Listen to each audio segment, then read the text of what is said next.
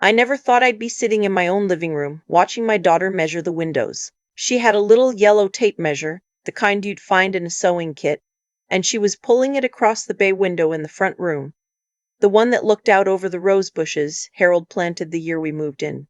She was writing numbers down in a small notebook. Her husband, Greg, was in the kitchen, opening cabinets, closing them. I could hear the soft thud of each one from where I sat. "Just getting a sense of the space," my daughter said when she caught me watching. She smiled the way you smile at someone who doesn't quite understand. "For when we help you downsize." I was 69 years old. I had driven myself to the grocery store that morning. I had made chicken soup from scratch the week before and brought it to my neighbor Patrice when her hip was acting up. I was not someone who needed to downsize. I was not someone who needed help. But I smiled back, and I said nothing. "My name is Dorothy Callahan. I lived in a pale yellow house on Sycamore Lane in Dayton, Ohio. Harold and I bought it in 1987 for $94,000, which felt like an enormous amount of money at the time. We raised 2 children there. We painted every room at least twice. We planted a vegetable garden in the backyard and failed at tomatoes for 3 years in a row until we finally figured out the drainage problem. When Harold died 6 years ago, I stayed. People asked me if I was going to sell, move somewhere smaller, move closer to family. I said no. This house was not just a house. It was the last place Harold had been alive. It was where I knew every creak in the floorboards and every draft in winter and every corner of every room. My daughter Michelle had always been practical. That was what we called it when she was growing up. Practical. She made lists. She researched things. She thought 3 steps ahead. I admired it for most of her life. It was only later that I understood practical could also mean something harder. Something that looked like love but wasn't quite. Her husband Greg had money problems. This I knew. They had refinanced their house in Columbus twice in 4 years. Michelle never talked about it directly, but I could read between the lines. The vacation they didn't take. The way she changed the subject when I asked about the kitchen renovation they'd been planning. I didn't pry. It wasn't my business. I was her mother, not her accountant. The visit with the tape measure was in October. By November, the conversations had started. They were gentle at first. Michelle called more often, which I appreciated, until I realized the calls always circled back to the same subject. What was I going to do with such a big house? 4 bedrooms for 1 person. Didn't I find it lonely? Didn't the upkeep feel like a lot? There was a lovely independent living community in Westerville, not far from her. She'd driven by it. It looked very nice. They had a pool. I said I had a backyard. She said it wasn't the same. I said I knew. In December, she and Greg came for Christmas with the kids, and on the second night, after the children were in bed, they sat across from me at the kitchen table and laid it out like a presentation. Greg did most of the talking, which I found interesting.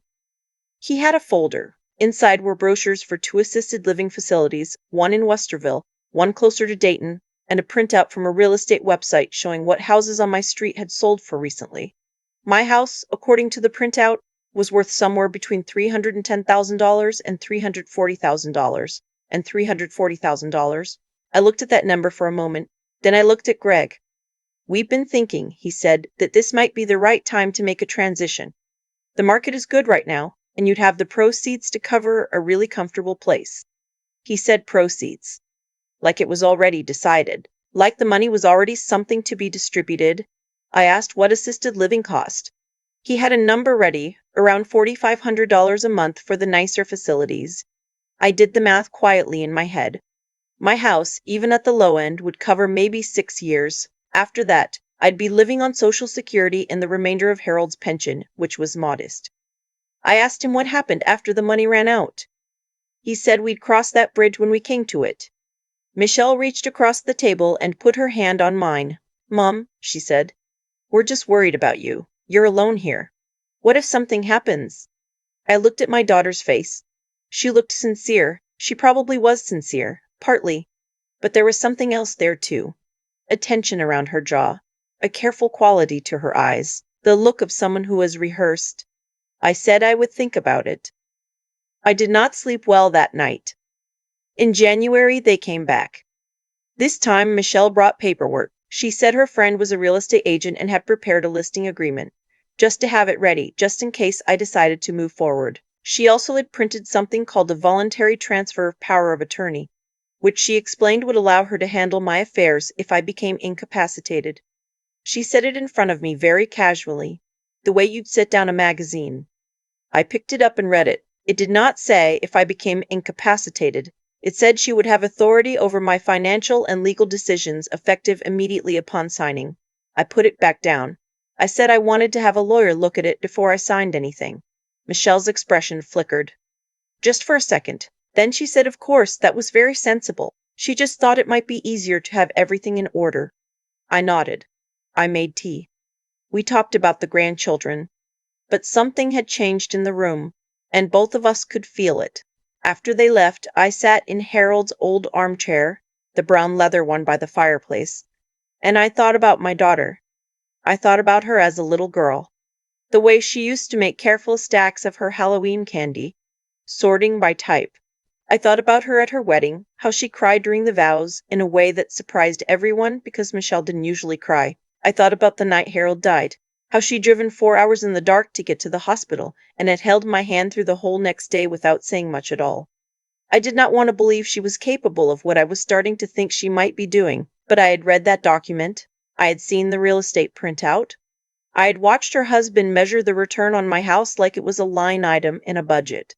I called my friend Ruth Ann the next morning. Ruth Ann had been my closest friend since we were both in the Dayton Women's Garden Club in the early 90s, which we'd since mostly abandoned in favor of just having lunch once a week and talking about everything and nothing.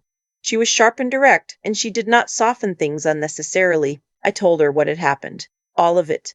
When I finished, there was a pause on her end of the line.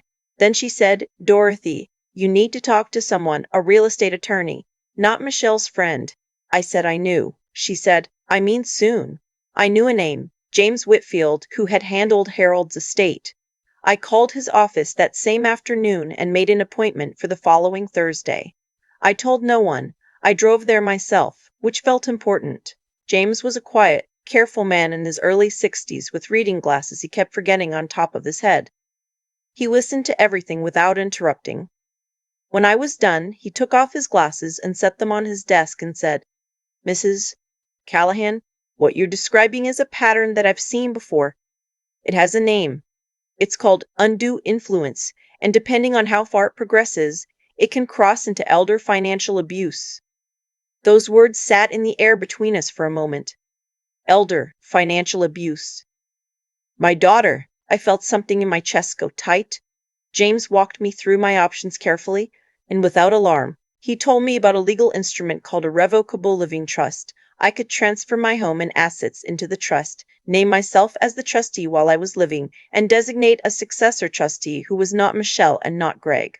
This would mean that even if someone pressured me to sign something, the house itself would be protected inside the trust structure. Any transfer would require going through proper legal channels that he would be monitoring. He also told me about something called a transfer on death deed, a relatively simple document that, once filed with the county recorder's office, would allow my home to pass directly to whoever I named at my death, bypassing probate entirely, and it could not be altered without my explicit written consent while I was alive. I asked him how long it would take to set this up. He said 2 to 3 weeks, depending on scheduling. I told him to begin immediately. I drove home on the highway in the February gray, and I felt, for the first time in months, like I was standing on solid ground. What happened next is the part I still find difficult to talk about. Not because it was complicated, but because it was so deliberate. Michelle called in late February and said she'd made an appointment for me to tour the Westerville facility. She had spoken with a move coordinator. She had gotten me on a priority list. She said it with the enthusiasm of someone who had done something generous. I said that was very thoughtful. I did not cancel the appointment. I went. I sat through the tour. The place was nice, genuinely. A dining room with cloth napkins, a sunroom full of plants, a calendar on the wall full of activities. I listened to the coordinator explain the monthly fees. I nodded at appropriate moments. I thanked them for their time. I told Michelle afterward that I was seriously considering it. In March, she brought the listing agreement again, the one from her real estate agent friend. She said the spring market was the best time to sell, and if I was going to make a move, now was ideal. She also brought a new document, this one with the notary's number at the bottom. She said it was a standard authorization to allow her to coordinate the sale on my behalf, to make things easier for me. I read it carefully at the kitchen table while she made coffee.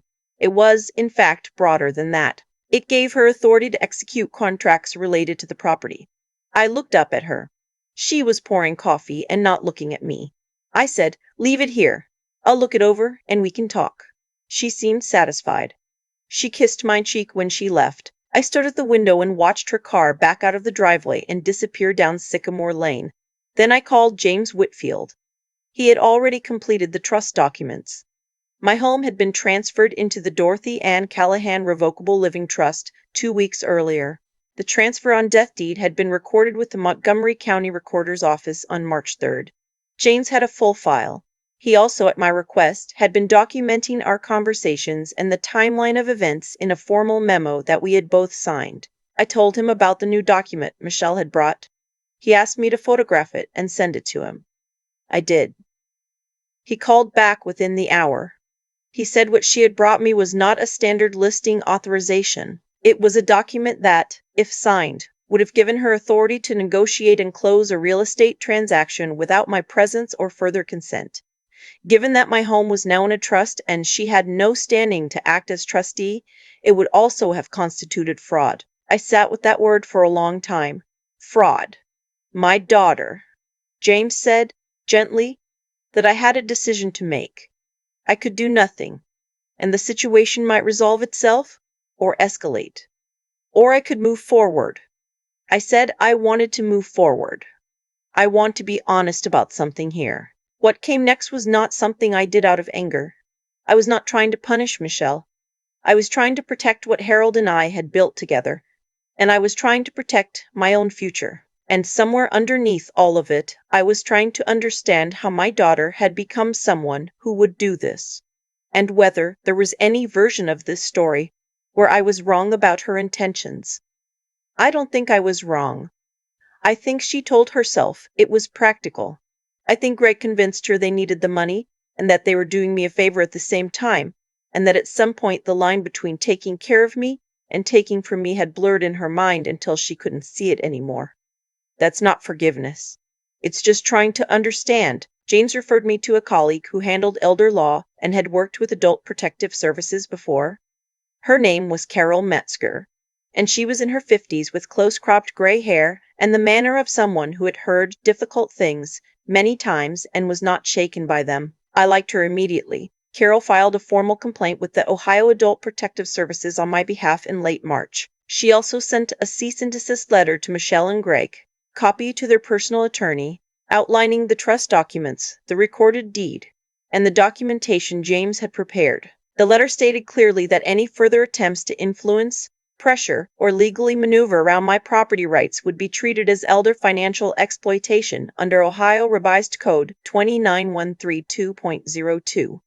I was told Michelle called Carol's office 3 times in the first week. Carol did not take the calls. I did not hear from my daughter for almost 6 weeks. It was the strangest 6 weeks of my life.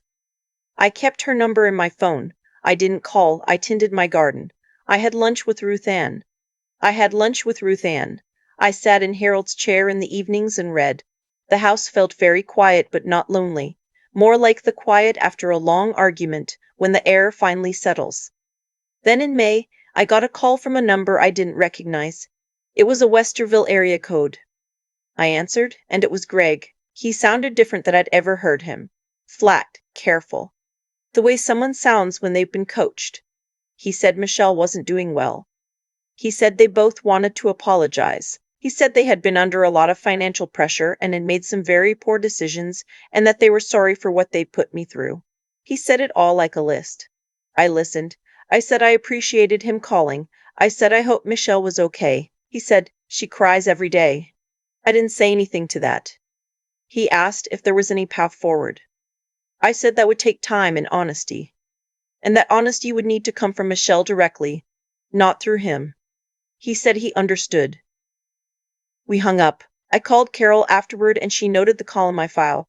She said the complaint process was ongoing, but that what Greg had said could be considered an informal acknowledgement of wrongdoing, which was significant. She said Adult Protective Services had completed their investigation and found sufficient evidence to refer the matter to the Montgomery County Prosecutor's Office. She explained it to me carefully. That referral did not mean charges were automatic, but that it was serious, and the documentation we had was strong. I want to tell you how I felt in that moment, and I find I don't have a clean word for it. It wasn't relief, exactly. Relief would have felt lighter. This was heavier, a kind of settling. Like a stone finding the bottom of a lake. Charges were filed in August. Greg was named as a primary actor. Michelle was named as a co-respondent. The charge was attempted financial exploitation of an elderly person, a fifth-degree felony in Ohio. Their attorney negotiated a plea agreement in October that avoided trial. Greg was sentenced to 2 years of probation, a fine of $8,500, and mandatory financial counseling. Michelle received a suspended sentence and was ordered to complete 120 hours of community service and 2 years of probation. I was not in the courtroom that day. Carol had told me I could be, but I chose not to go. I don't know that it would have helped anything to watch.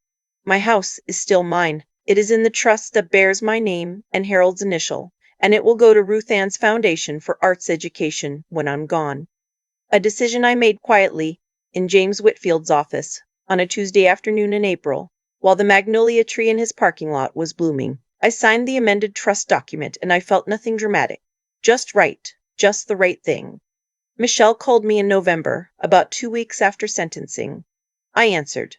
She was crying from the first word. She said things I had waited a long time to hear, that she knew what she had done, that she was ashamed, that she didn't expect me to forgive her, that she loved me.